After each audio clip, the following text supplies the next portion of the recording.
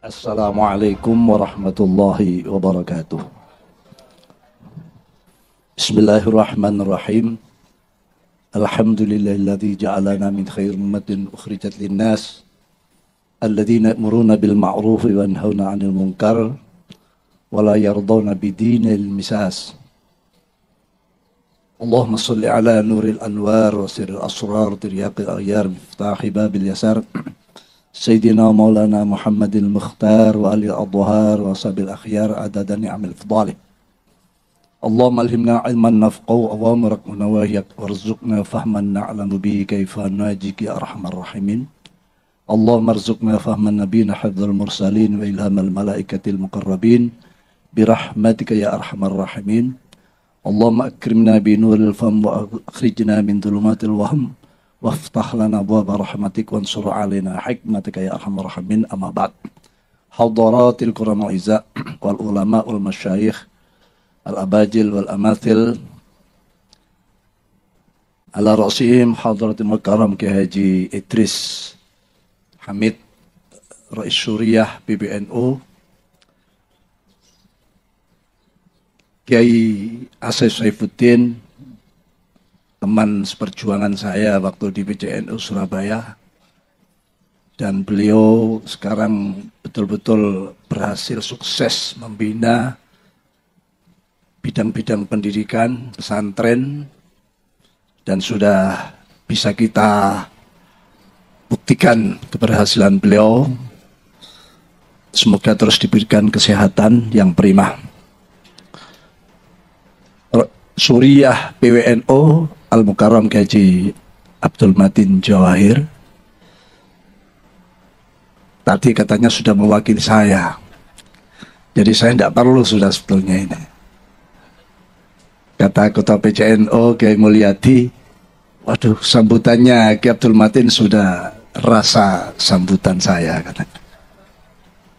Alhamdulillah, saya ucapkan terima kasih.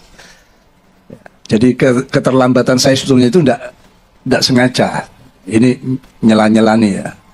Saya itu diundang, tahu tanggalnya, tapi tidak tahu jamnya. Jadi saya tidak salah. Tidak ada sepucuk surat pun atau telepon jam berapa. Jadi saya nebak tadi jam 8, apa jam 10, apa Pak Duhur gitu.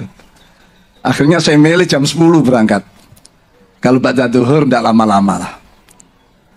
Alhamdulillah masih nututi. Rais Syuriah PCNU Gresik Al-Mukarram Kiai Farhan dan para mustasyarin PCNU Gresik, Ketua PCNU Gresik Kiai Haji Mulyadi,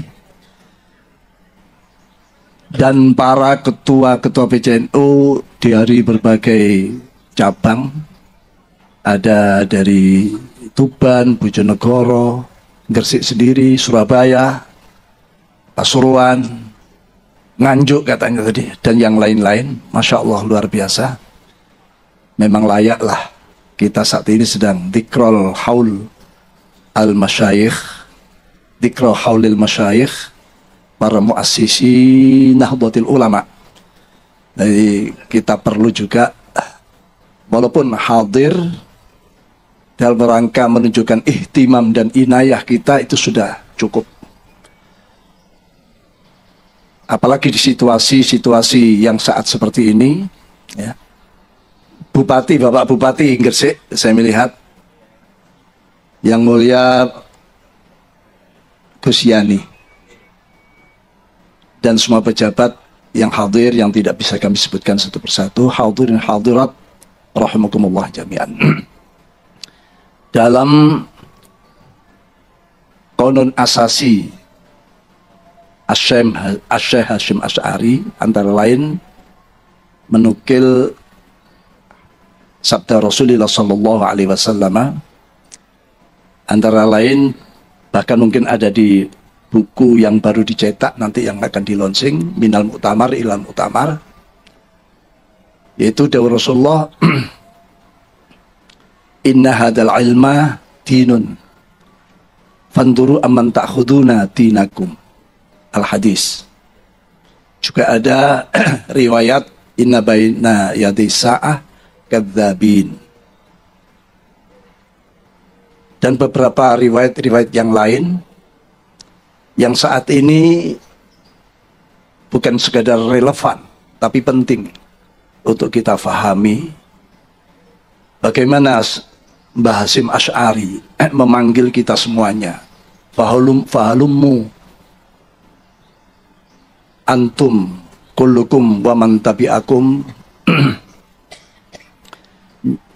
minad du'afa minal fuqara wal aghniya wad du'afa wal aqwiya ila hadil jam'iyyah al mubarakah al mausumah binahdlatil ulama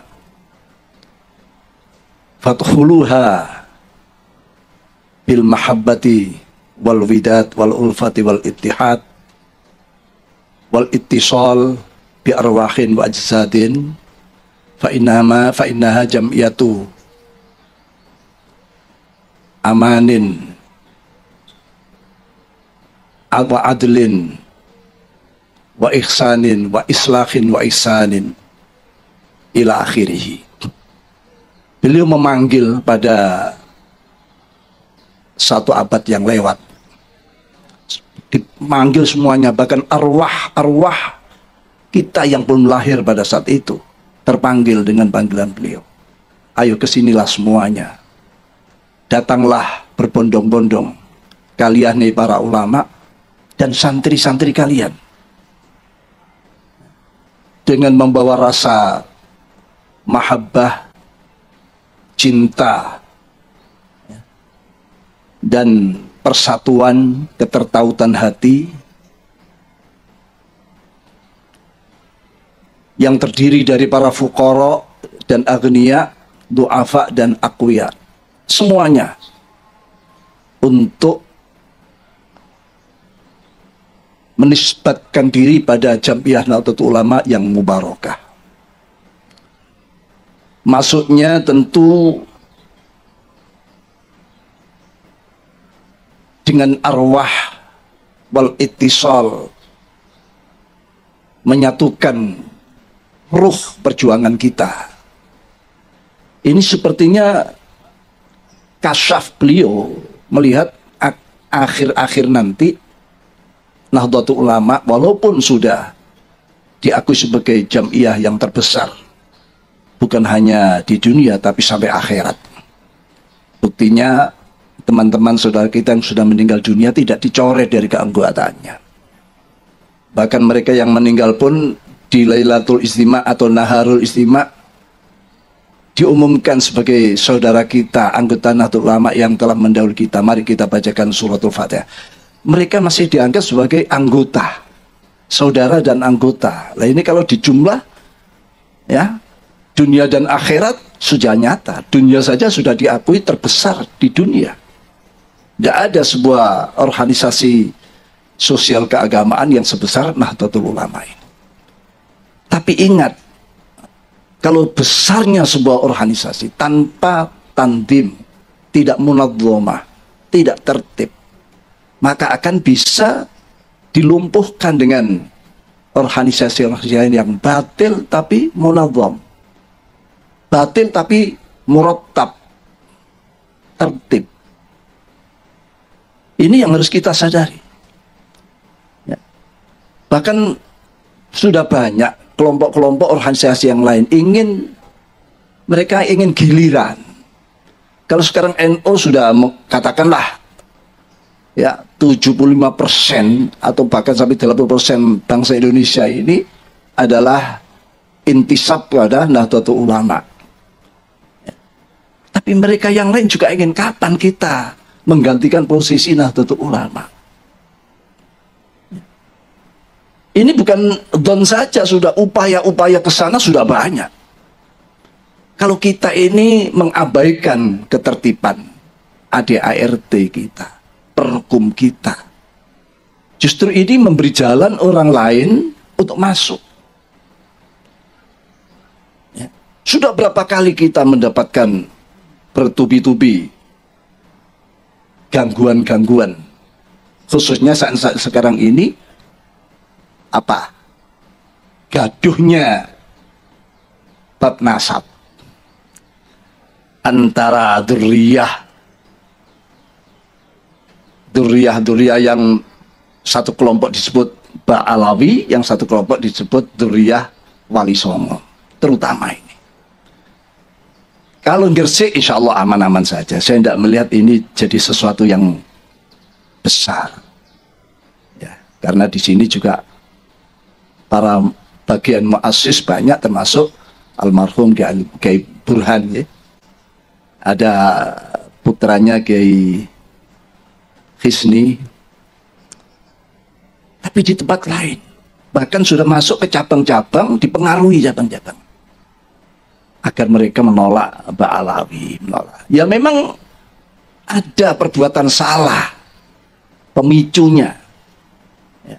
Tapi sebagai umat Islam kan tidak sampai seperti, apalagi warga Nahdien kan tidak sampai membesar-besarkan masalah. Apalagi itu hanya kelakuan ya 1-2 orang, saksia, tapi yang dihantam adalah jamiyahnya atau babonannya. Dan ini akan terus kalau tidak segera ada. Ingat bagaimana mulai sejak Syekh Nawawi Al-Bantani yang memberikan semacam sinyal-sinyal akan perlunya lahirnya sebuah organisasi, lalu diperjelas oleh Syekhuna Khalil dengan mengirimkan surat Toha ayat mulai ayat 17 sampai 23 disertai tongkat dan seutas tasbih.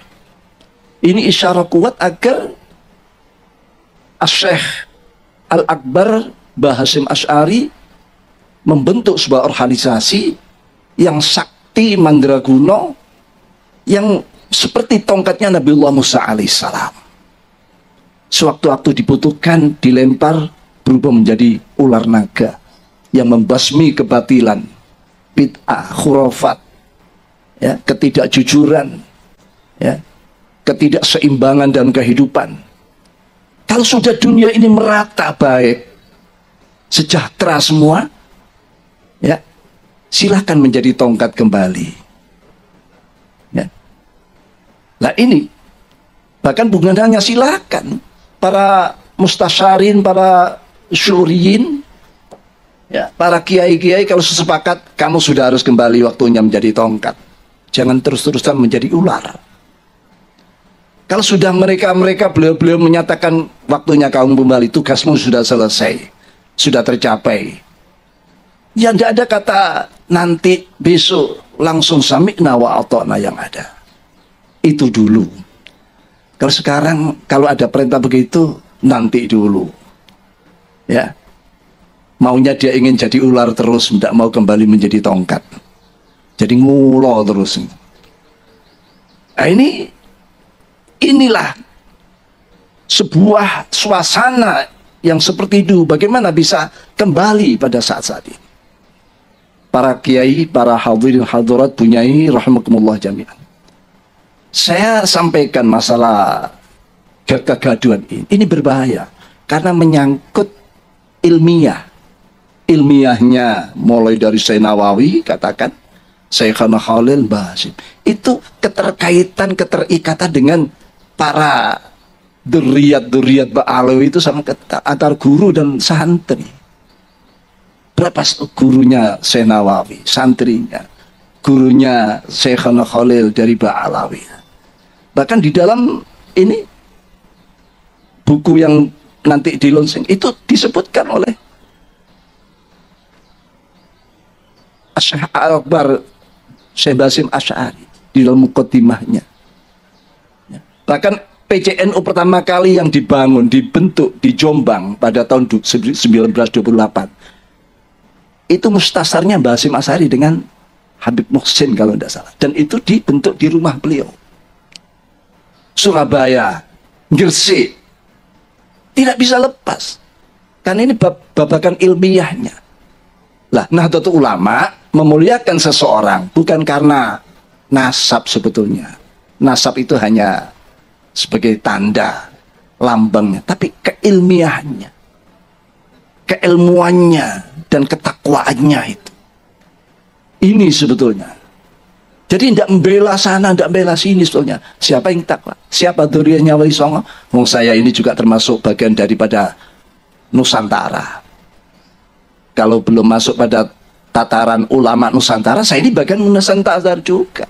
Cintanya pada Wali Songo, ya tidak perlu dilakukan. Tapi kalau ada orang baik, punya jasa, ya itu.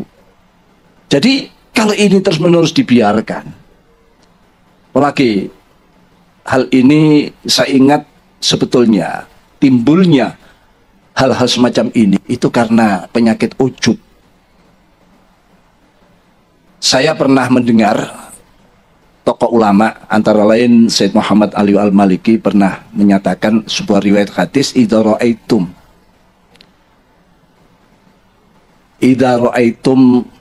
syuhan muto'an wa hawan muttaba'an wa ijabal mar'i bi ra'yi fa'alika bi khasati nafsik. Kalau kamu sudah menemukan gejala-gejala, ya, gejala apa?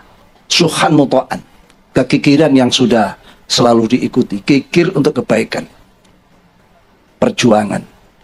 Wahawan muttaba' dan hawa nafsu yang selalu diikuti, dibuat imam. Wa ijabal mar'i, dan seorang yang sudah menganggap dia paling benar sendiri, yang lainnya salah. Orang kalau sudah menganggap dirinya paling benar, timbul sifat yang lain, kesombongan, tidak mau menerima kebenaran dari orang. Benar harus dari saya, yang lain tidak boleh. Itu ijabal mar'i. Ini lebih bahaya daripada dosa besar. Kalau dosa besar, Allah masih kerso memaafkan, mengampuni. Apalagi kalau kita taubat. Tapi kalau ijabul mar'i al-ujub, ini orang sudah menganggap dirinya lepas dengan Allah, dirinya sendiri. Tidak ada campur tangan Allah. Ini berbahaya. Ya. Makanya di situ dikaitkan dengan sebuah hadis, banyak itu di Ashabis Sunan banyak terjadi. Ada kisah dalam hadis, bisa dibuka di Sunan Nasai, Sunan Ibnu Majah, dan berbagai Ashabus Sunan meriwayatkan ini. Pada suatu ketika sedang ada majlis dirosah, dars, ya, para sahabat senior-senior pada Rasulullah, antaranya sahabat Anas, sahabat Jabir, dan beberapa sahabat yang lain. Di situ juga sahabat Abu Bakar, sahabat Umar, sahabat Ali, sahabat Utsman absen saat itu. Sahabat Anas bercerita, saya ketemu dengan seorang pemuda yang luar biasa ibadahnya. Kalau siang puasa tidak pernah berhenti, kalau malam sholat, ya, semalam suntuk. Anak muda ini jelas-jelas mengungguli para senior-seniornya. Saya lihat sahabat senior tidak ada yang punya amalan seperti dia. Diceritakan para sahabat. Nanti kita tanyakan pada Rasulullah. Akhirnya begitu Rasulullah miyos di masjid itu, sahabat langsung tanya, ya Rasulullah, saya ketemu dengan pemuda ini seperti ini. Dia katanya dari kabilah ini, dari pedukuhan ini, keturunan ini. Apa jawab Rasulullah? Ma'arif. Saya tidak kenal dia. Loh, katanya dia kabilah ini, bin ini, bani ini. Ma'arif, saya tidak kenal. Tiba-tiba anak ini masuk dari luar dalam keadaan wajah ini masih basah dengan air wudhu, tangannya ini nenteng terompahnya. Masuk. Begitu sahabat-sahabat tahu, termasuk Anas, ya Rasulullah, ini anaknya. Yang saya ceritakan padamu ya Rasulullah. Begitu Rasulullah melihat anak tersebut, pemuda tersebut, Rasulullah komentar, ra'aitu ala wajhi safa'atan minan syaitan. Loh, kok wajah anak ini ada stempel setannya? Saya melihat di wajah anak ini ada stempel setan. Kan terkejut semua statement Rasulullah seperti itu. Yang dipuji-puji, sholatnya, puasa luar biasa, tiba-tiba Rasulullah kok komentarnya ada stempel setan. Akhirnya anak ini berjalan mendekat, ya, Dipanggil Rasulullah, tidak mengucapkan salam. Ditanya, ayu hasyab, hal hadasta nafsak, in anta bainal aqwam bainaha ula bi annaka khair minhum. Apakah ada kentek di hatimu kalau kamu ketemu dengan kaum-kaum yang mulia ini, kamu merasa lebih baik daripada mereka, lebih mulia dengan? Apa jawabannya? Allahumma na'am ya. Iya ya Rasul, saya ketemu siapa kecil semua, padahal itu sahabat senior-senior waktu itu. Ada sahabat Bakar, sahabat Umar, sahabat Ali, dianggap kecil di hadapannya. Setelah itu anak ini tanpa bicara, tanpa ngomong a i u, langsung meninggalkan, masuk masjid. Begitu masuk masjid, Rasulullah menyatakan, mayyaktul hadasyab, siapa yang berani meringkus anak ini, saya perhalus, yaktul, saya akan meringkus. Karena ini perintah Rasulullah. Abu Bakar, anak aktulu, saya akan meringkus anak ini. Dikejar anak ini masuk masjid. Ternyata ini takbir, Allahu Akbar. Berhenti Abu Bakar, huwa yukabbir, huwa yusalli, wa rasul yanhani an qatlil musalli. Dia sholat, takbir. Padahal Rasulullah melarang, aku ganggu orang-orang sholat. Saya kembali matur ke Rasulullah. Kembali balik lapor Rasulullah. Ya Rasulullah, huwa yusalli. Asalnya sampai tangan, mada tamalnya Bapak, apa yang kau kerjakan? Huwa yusalli ya Rasulullah, wa anta tanhani an qatlil musallin. Paduka kan melarang saya ganggu orang sholat. Akhirnya harus jawab lagi, mayyatul hadar rajul, sahabat Umar, ana ya anak tuluh, saya akan meringkus anak ini. Sahabat Umar masuk, anak ini sedang sujud.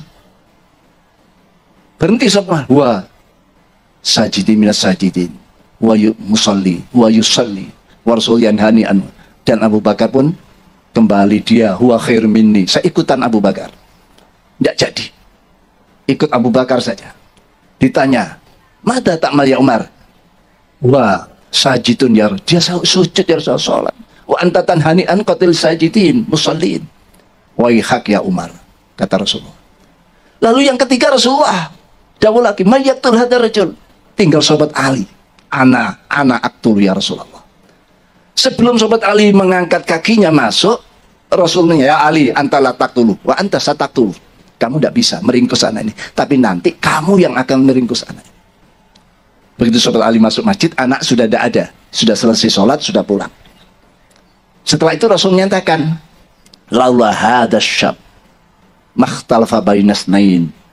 Andaikan tidak ada anak seperti ini, umatku bersatu, tidak ada yang beda pendapat, tidak ada yang beda-beda, katakan ya kelompok, organisasi, semua fi shaffin wahid.